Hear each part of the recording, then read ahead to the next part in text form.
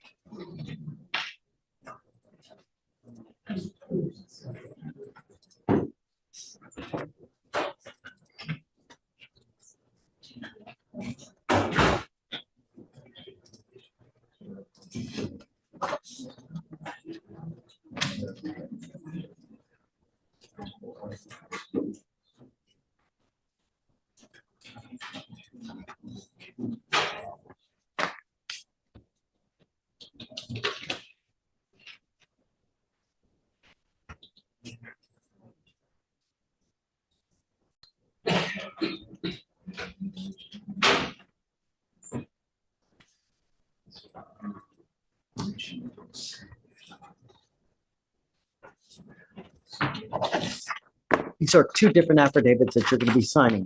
So if I find that you drive, and I don't care what it's for, I will have 2 contempt hearings every time you drive.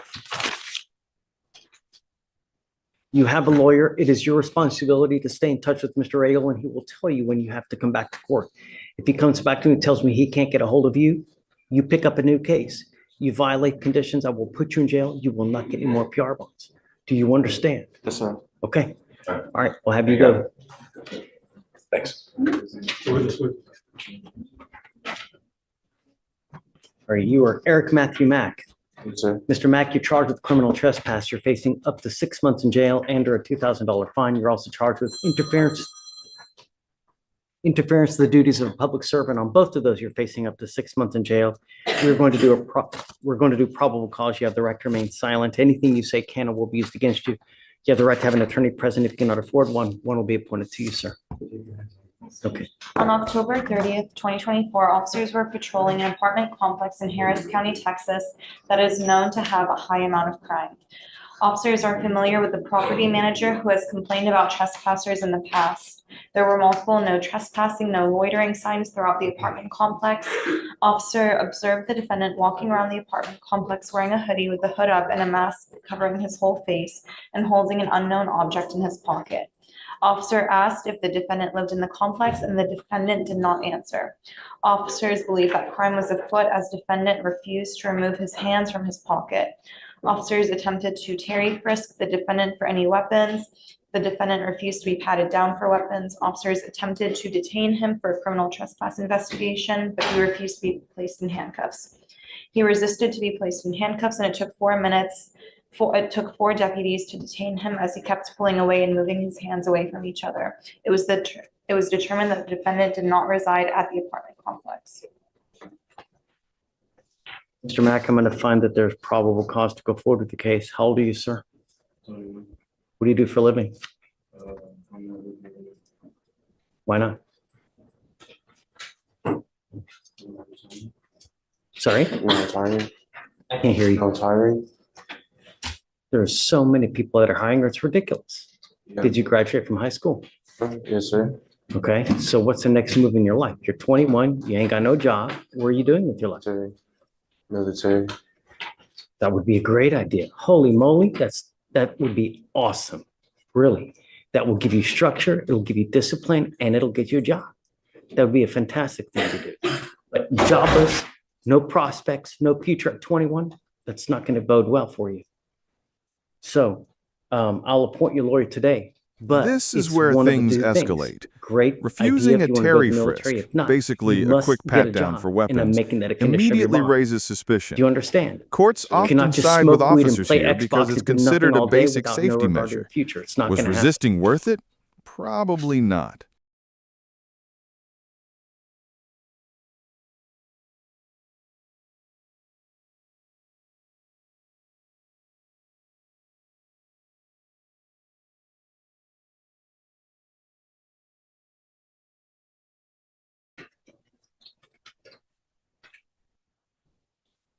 So 2 things. I don't want you going back to this location, and I don't want you to have any weapons. Do you understand? Yes, sir. I'll have you fill out an application. I'm going to bring you back in 2 weeks, and I want to see what you have done to get a job. If you've done nothing, it's not going to go well. Do you understand, Mr. Mack? Yes, sir. You got to do something with your life, because if not, you're going to be hunchless, just on the side of the road, begging for money without a prospect. That's not a good way to go through life. Do you understand? Yes, sir. All right, come on, Stephen, I'll give you an application. You'll sign a reset with Ramona, and then we'll have you take a seat in the jury box. Okay, sorry to keep you waiting. Good morning, sir. How you doing, Mr. Bishop? Shh. So Mr. Peters is wanted out of Caddo Parish on issuing a worthless check. I'm assuming this correlates to like issuing a bad check here in Texas. Okay. And so I would be asking for a bond so he could go to Louisiana and take care of this business out there and resolve it. So he's on felony probation for a false statement obtaining credit, picks up a DWI second, and now he's got this case. Correct. I've told him what that DWI might do to his probation. Mr. Fisher, ma'am. Don't say anything about the DWI because you're on felony probation for a very serious up to 10-year probation. You picked up a new case, and now you have another case in Louisiana. I mean, really. I had no idea about the case in Louisiana, sir. I had just went to the Army base in Killeen. I was working for Bobtail Crane, and when they escorted us into the military base, nothing popped up about a charge or anything else like that. I had no clue about this. If I would have known about this, I could have easily took care of this whatsoever. But the problem is that stuff keeps happening. When do we say when? Sir, like I said in the case for the DWI, I was not drunk. I was on my way to work.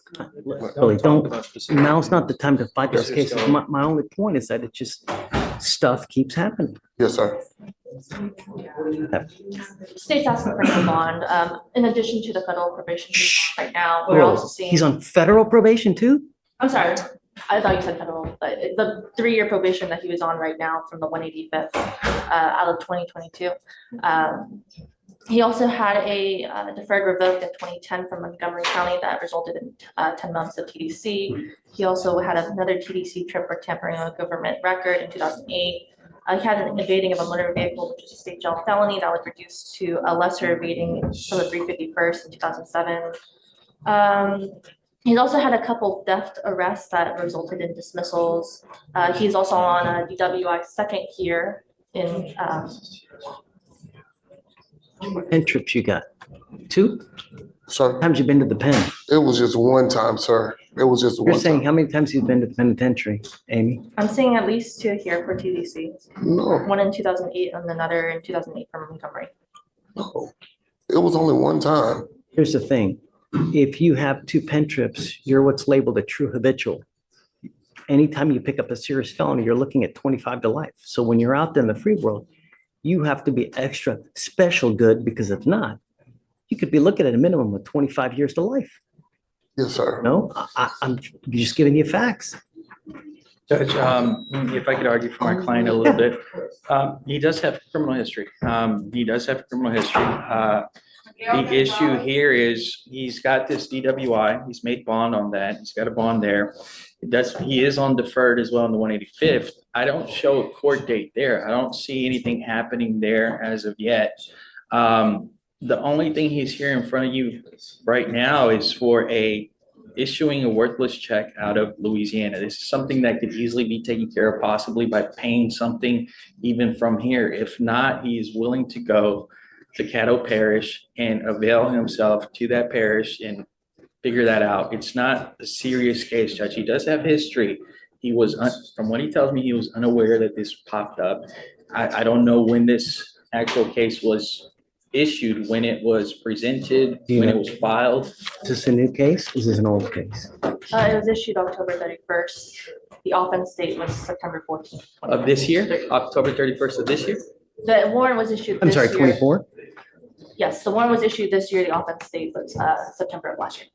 October 31st of this year.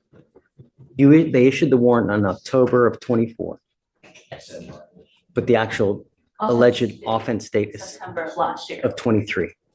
Okay. So less than a month, Judge. He's been in Texas. Boom. That's the game changer. 2 prior penitentiary trips means he's labeled a true habitual. Translation: any serious felony now equals 25 years to life. Suddenly, even a small mistake becomes catastrophic. Problem and my concern are 2 things, though, Mr. Peters. Number 1, are you a danger to the community? Number 2 is you've got a lot of theft cases, and theft cases where other people are involved. So if I set you a bond, is it someone else's money that's going to pay for you to get out? You know, you've got a false statement to obtain credit. You've got a bunch of theft cases. Now you've got another theft case out of Louisiana. So is it someone else's money that's paying for you to get out? And then when we get you out, are you still a danger to the community? You know what I mean? Perception is reality, Mr. Peters, and your record speaks for itself.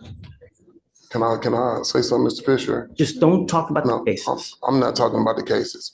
We all have a past. You know what I'm saying, Mr. Fisher? Some of us been caught, some of us haven't been caught. But at the end of the day, I have changed my life and turned myself around. Since all of those things that you have talked about, I have been driving trucks. I have been doing right by the community. I have custody of my 11-year-old son, that I am being an example of what a man should be. I have done everything that I'm supposed to do, Mr. Fisher. I'm not out here causing chaos and controversy about anything out here in society. I speak at the local church. DWI 2 days ago, a second DWI, you're on the felony deferred, and now you've got a fugitive case. Mr. Fisher, that was, again, I was not under the influence. I had just got out for work at Bobtail Crane. That's when that transpired. I told the officer that I did not have anything to do with the drink. He said, because your eyes are red. That does not solidify me as being drunk. I was tired. I just worked 16 hours. Don't talk about Yeah, specifics. don't talk about- Okay. How much is the value of the check? It was like 511. It's under 1,000.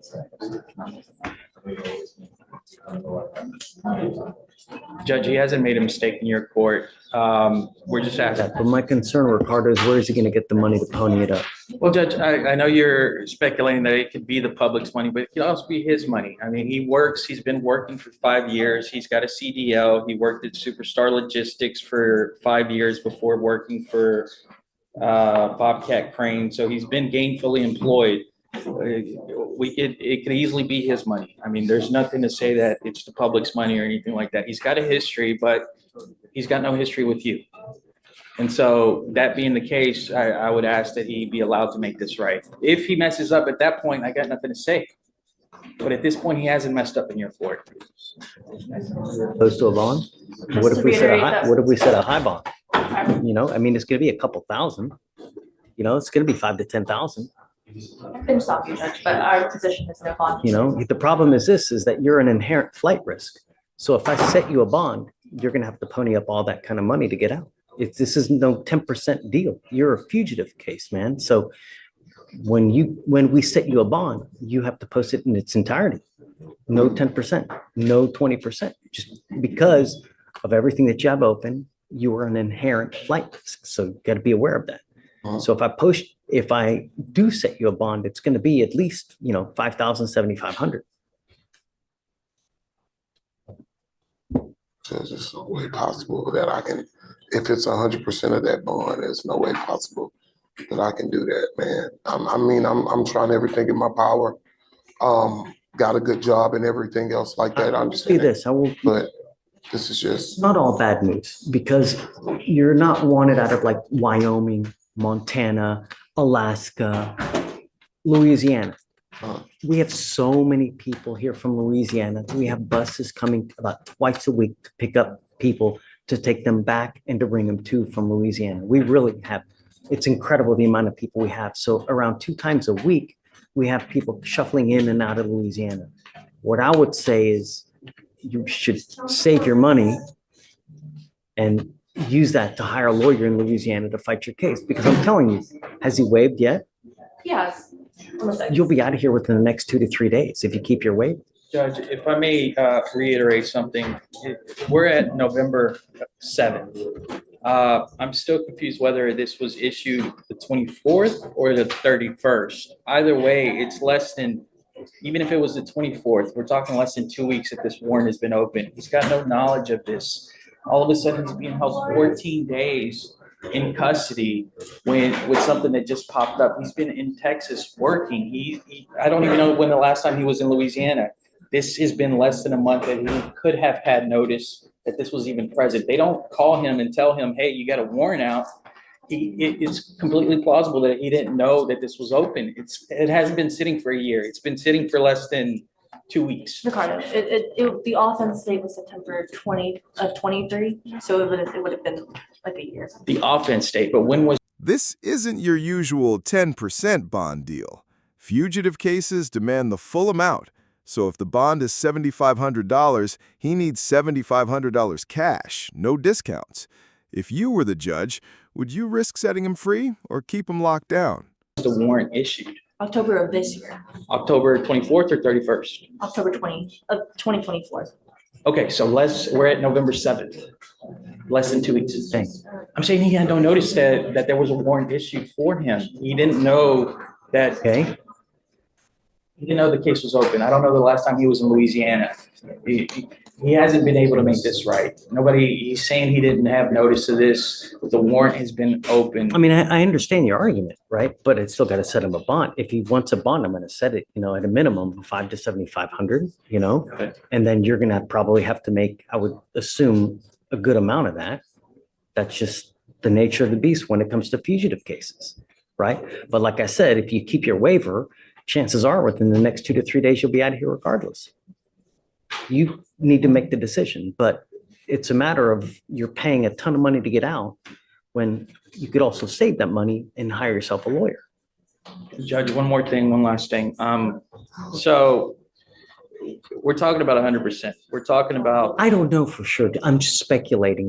I've never been in the bonding business, so I have no that's my idea. understanding as well, that it's going to be 100%. Him, he's got a laundry list of priors. He's got 2 open cases here. He's got a fugitive case out of another state. Most probably a bonding company is going to want quite a bit of jack up front because you're a flight risk. Not only that, you're on a PR bond on the DWI second that they gave you. If you get held up there, it's very possible they revoke your bond on the DWI second. And then in the position you are here, you're going to be in the exact same position over there.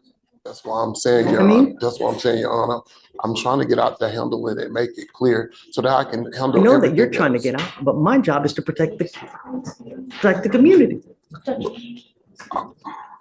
Judge Fletcher, Jay says he's in the Zoom room. Oh. Sorry, got a day coming in. All right.